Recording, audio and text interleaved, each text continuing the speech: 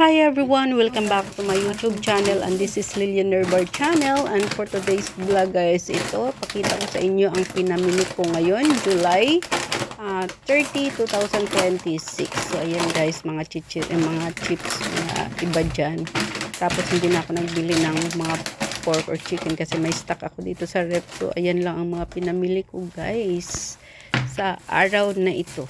Sana ay magustuhan nyo ang aking munting vlog for today guys. Thank you so much.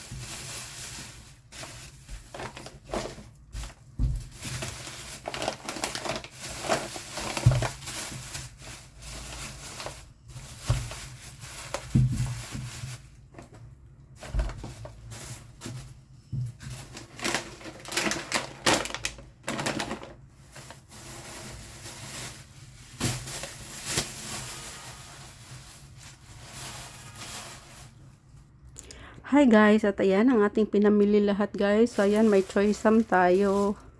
May melon, may sausage, frozen to sausage. Ito, potato and tomato guys. Ito may okra.